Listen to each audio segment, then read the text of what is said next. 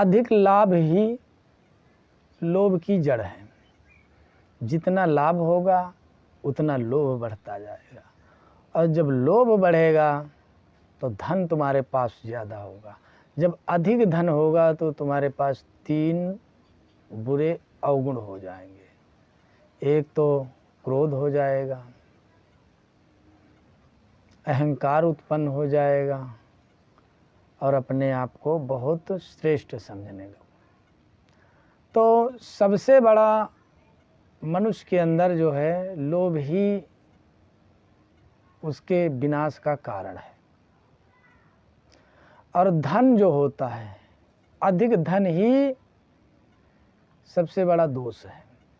धन अधिक हो जाने से मनुष्य अपने रास्ते से भटक जाता है।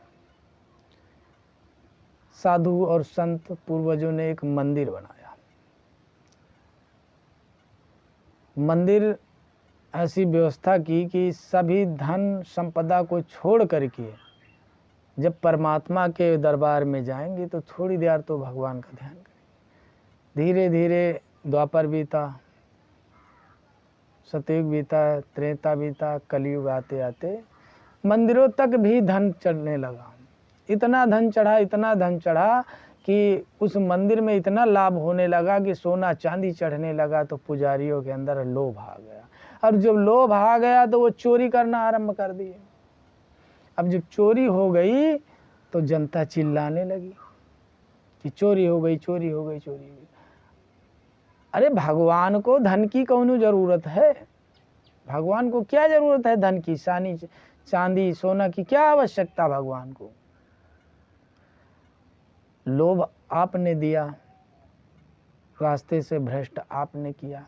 जिस मंदिर पर अधिक लाभ ना हो, जहाँ लाभ है वही लोभ है, जहाँ पर अधिक चढ़ावा ना हो वहाँ पर बड़ी शांति मिलेगी, बड़ा सुकून मिलेगा। एक साधु होगा और एक सीधा किसी के घर से जाएगा, उसको बना खा करके संतुष्ट, ना उसकी ज़्यादा इच्छा हो। जहाँ लाभ होने लगा यानी चढ़ने लगा, चढ़ावा अधिक, तो उस संत के अंदर आएगा लोभ, और फिर वो अपने रास्ते से भटक जाएगा, और फिर उसका हो जाएगा पतन। तो इसलिए धन ही सबसे बड़ा दोष है। अगर भगवान को प्राप्त करना चाहते हो तो धन की क्या जरूरत है? और जिसने भगवान को प्राप्त करते करते धन प्राप्त कर लिया तो वो भी भगवान की माया है कि तुम हमारे पीछे भाग रहे हो तो मार्ग में हम तुमको रोकते हैं। उन्होंने धन दे दिया, परीक्षा ले ली, असफल हो गए। संत रविदास हैं, कठौता में जल भरा है, चमड़ा धो रहे हैं। राजा आए, इनकी सेना आई, कहा कि ये कंगन आपके प्रसाद रूप में गंगा माँ ने दिया, इसका जोड़ा चाहिए। उन्होंने ध्यान किया, माता वहीं प्रकट हो गई, गंगा मैया। दूसरा भी आ गया। तो जहाँ भक्ति है वहाँ धन हो ही नहीं सकता, जहाँ परमात्मा है वहाँ धन हो ही नहीं सकता, क्योंकि भगवान तो स्वयं नारायण कहते हैं कि जिसके ऊपर मैं कृपा करता हूँ उसका धन सबसे पहले हर लेता हूँ। अगर धन रहेगा तो मेरा भजन कीर्तन कब करेगा? 1 से 2, 2 से 4, 5 ये बनाने में लगा रहेगा। तो उन्होंने कहा कि चलो राजा बलि हमारे बड़े भक्त हैं और बड़े सच्चे भक्त हैं, तो सबसे पहले इन्हीं का धन हर लेते हैं। जब राजा बलि का धन हर लिया तो उनकी धैर्य की परीक्षा ली, उनको गरुड़ फांस से बांध दिया, बंधन में डाल दिया। अब राजा बलि बंधन में पड़े हैं। असुरों ने अपने अपने अस्त्र शस्त्र लिए और लड़ने के लिए देवताओं से।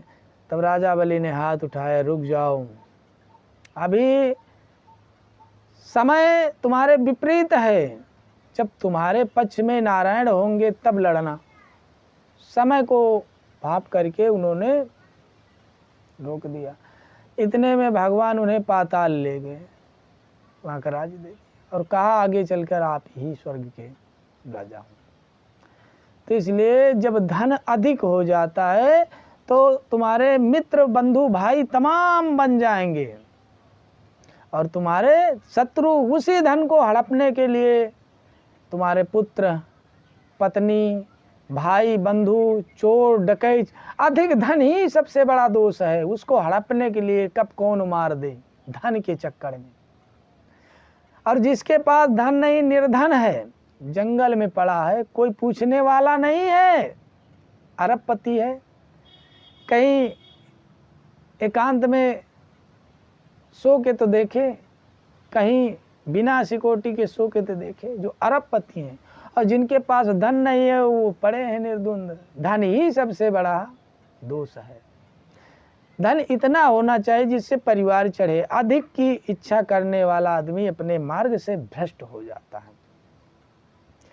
एक शूद्र हैं जिनकी कथा वो पूरे परिवार के साथ वैकुंठ धाम गए। ये आती है पद्म पुराण में कथा, पेज नंबर है 205।